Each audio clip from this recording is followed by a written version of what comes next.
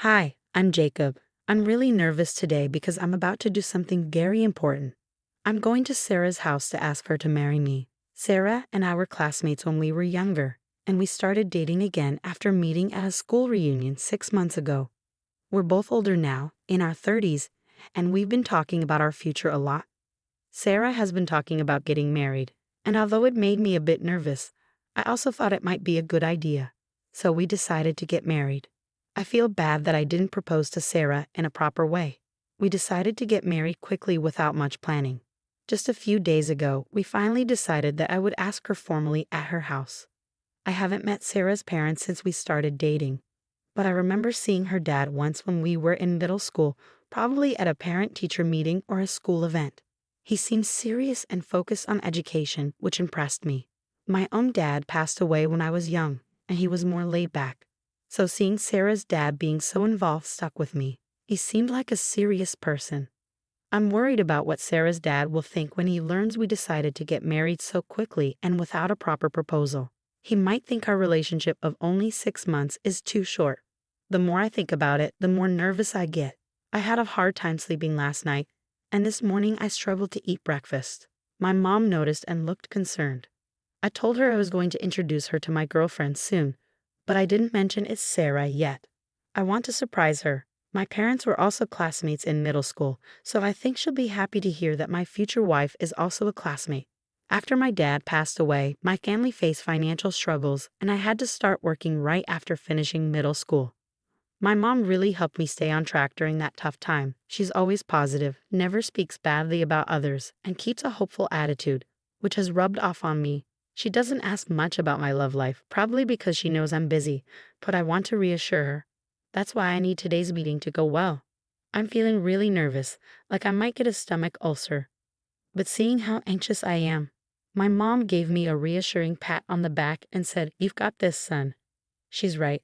I can't afford to be weak now. I need to gather my courage. With that in mind, I made my way to Sarah's house. When I got there, Sarah greeted me at the door and welcomed me inside. "Come on in, my parents are waiting," Sarah said, which made me feel really nervous. When I stepped into the living room, Sarah's parents were sitting on the couch, smiling at me. "We're glad you're here. We've been waiting," they said warmly, and suddenly I felt a wave of relief wash over me. It wasn't as intimidating as I had feared. They seemed friendly and welcoming, and I started to think this meeting might turn out okay. After introducing myself, Sarah's mom brought out some tea. "Thank you," I said gratefully. "I didn't know you went to middle school with Sarah," I exclaimed, surprised. "Were you ever in the same class as her?" she inquired. I explained that we hadn't shared a class, but Sarah had approached me at the school reunion. "Oh, I understand. But I should remember you if you were a top student, even from a different class," she pondered, resting her hand on her cheek, looking puzzled. Before I could respond, Sarah interjected with a laugh. "Jacob wasn't exactly a star student, was he? Always pretty average, right?" I wish Sarah hadn't been so blunt, but it was too late. I glanced at Sarah's mom and saw her looking at me with an unreadable expression. Sarah's comment changed the mood in the room. What was once a pleasant atmosphere turned heavy and silent. After an awkward pause, Sarah's dad spoke up. "Which college did you attend?" "I never went to college. In fact, I didn't even finish high school. I had started working right after middle school." I was planning to be honest about my past when suddenly, a cup of tea flew towards me before I could finish my sentence. At the same time, there was a shout. "Don't lie to me. Sarah told me you were a CEO, but you're just a dropout who's been working since middle school. How can I trust someone like you to run a company? You're just riding on the startup trend and you'll fail soon, mark my words." Sarah's dad glared at me, shocked. He grabbed my collar and demanded, "What's your real motive? Are you trying to take advantage of me because I'm an executive at a big company?" I tried desperately to explain, but he wouldn't listen. "I can't trust someone who didn't finish high school." "You don't belong here. Get out," he yelled, pushing me away and throwing a teacup at me. I couldn't even clear up the misunderstanding or calm him down. He kicked me and I fell to the ground. Sarah and her mom just watched, not intervening. Then everything went black. He flipped the dining table and I tried to dodge, but it hit my foot. The pain was intense and I couldn't help but groan. "Stop overreacting. It can't hurt that much. Sarah's dad scoffed. Even Sarah joined in, saying, "You're so weak for a man. This is pathetic." I knew I had to get out of there. Despite the pain in my foot, I managed to leave Sarah's house. When I got home, my mom, who had been eagerly waiting for me, rushed out to greet me. Seeing her, I felt so relieved that I passed out. "Jacob, thank goodness you're awake." My mom's worried face greeted me as I opened my eyes, tears welling up in her eyes. As I came to, memories of what happened at Sarah's house flooded back.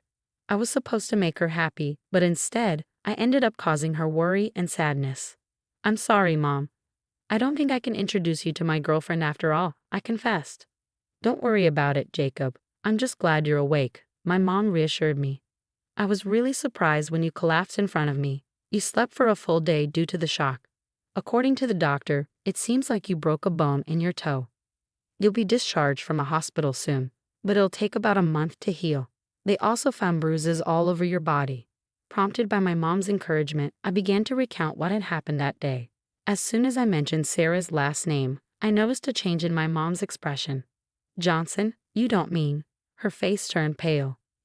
It dawned on me that when I was in junior high, Sarah's dad had criticized my mom, saying that having a single parent's child around was a bad influence on his daughter. My dad wasn't around during my junior high years, and my mom, who was working hard every day, could only attend school events once in those 3 years. She was hurt deeply by what Sarah's dad said to her on that occasion. She never spoke about it or showed any signs of being affected by it. But now, seeing my mom's frustrated expression, saying, "I can't believe the person who said such a thing hurt my son," my anger surged. It wasn't just about him looking down on me for only finishing junior high, but he had also hurt my mom in the past. At that moment, I resolved to confront them, father and daughter. The next day, I made my way to Sarah's house again. I had let her know beforehand, but Sarah didn't seem to feel guilty about what happened. Instead, she blamed me for the lack of communication during the day I was unconscious. That's just how she was.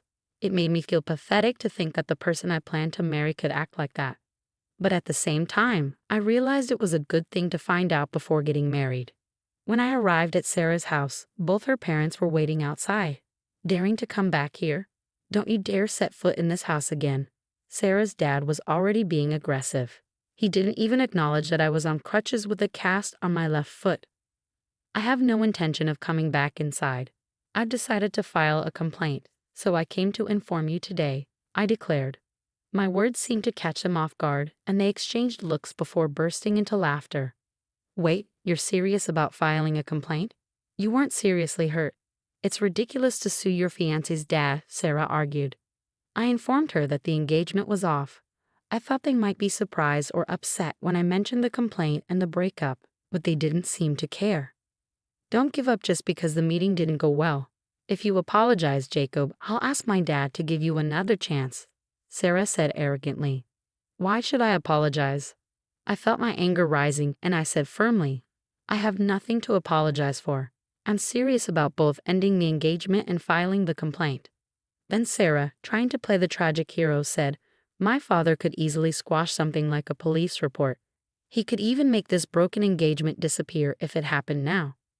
I couldn't believe her audacity. How dare she act so superior? Then even Sarah's dad joined in, saying, "Sarah, we're better off without a man like this. Go ahead, file a police report if you want. I doubt you have enough evidence for it to mean anything anyway," he sneered, laughing mockingly. Like father, like daughter. That phrase suddenly felt very fitting. "Are you sure about that?" I decided to disrupt their laughter. "You have no proof that I did anything, so the police can't do anything. You thought I'd back down if you mentioned a police report, didn't you, fool?" "You should know better than to think that would scare me," I said, hands on hips. Sarah's father laughed confidently. That's when I decided to reveal the reality of the situation. "Actually, that's the evidence." Apparently not understanding what I meant, the three of them just stared at me in disbelief. I pulled out my phone and played a recording. I had been recording everything since before I arrived. I needed evidence that my injuries were caused by them. No matter how high up they were in a big corporation, they couldn't escape an assault charge when the evidence was clear. Instead of apologizing, Sarah's father started yelling at me. "How dare you? Go ahead, file your report. There's no way I'm letting you marry Sarah. Sarah's mom, who had been quiet until now, began to panic. We can still forgive him if we do it now, right, honey? She pleaded. No need. As I said earlier, the engagement is off and I will file a report. I don't want to marry someone who doesn't care when their fiancé is injured and who joins their parents in making fun of me, I declared. When I said that, Sarah, who had been looking down on me until just now, started to panic. You're lying, Jacob. You said you wanted to marry me, you liar. Sarah's dad then erupted, you low-educated punk. I'll never forgive you, and lunged at me. His punch caught me off guard, knocking me to the ground. Sarah's mom desperately tried to stop her husband from continuing to attack me while I was down. Honey, this is bad. We don't know who might be watching, she pleaded, but Sarah's dad didn't stop. You're just a figurehead CEO. You used that to lure Sarah, and now you're going to sue me. I'll sue you for fraud. Then I'll have to cancel our $5 million order with your company, he threatened. I had been contemplating it for a while, and I had made up my mind. I was going to corner this man as much as possible.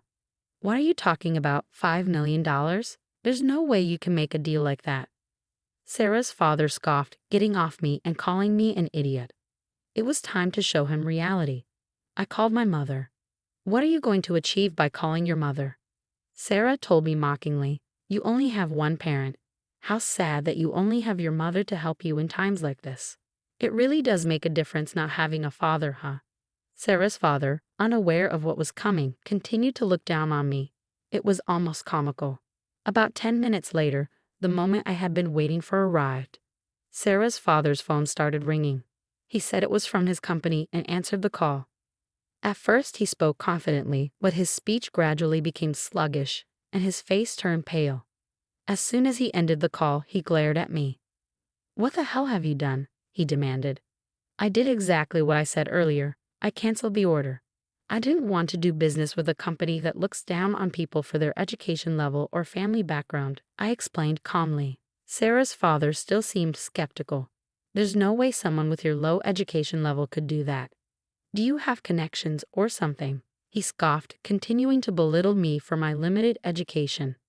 I lost all interest in continuing the conversation. Believe what you want. Goodbye, I said and turned to leave. Wait a minute. Sarah's father tried to chase after me, shouting, but he was stopped by Sarah and her mother, demanding, what's this about $5 million? What was that phone call about? He was stuck. It was true that I only finished middle school, and it could be said that I just caught the startup wave. But with the money I saved with my mother, I started a successful business that traded with major companies. Now I had my mother, who was the vice president of my company, contact Sarah's father's company. I didn't want to mix personal matters with work, but I had reached my limit. When I got home and saw my mother's usual cheerful face, I felt guilty for bringing my personal matters into it. I felt like my time as a CEO was over, and I regretted making my mother take on such an unpleasant role. Sorry, Mom, for making you make that unpleasant call. I apologized. But instead of being upset, my mother was smiling. When I asked her why, she said, I came up with a good idea and decided on my own, without consulting you, the CEO. It turns out, when my mother called the president of the other company, she told them what Sarah's father had done to me. She suggested that if Sarah's father was fired, the cancellation of the order could be revoked. By the time I got home, the president of the other company had called to say that Sarah's father had indeed been fired. True to her word, my mother continued the order. I didn't mind making the call, and we didn't have to search for another supplier.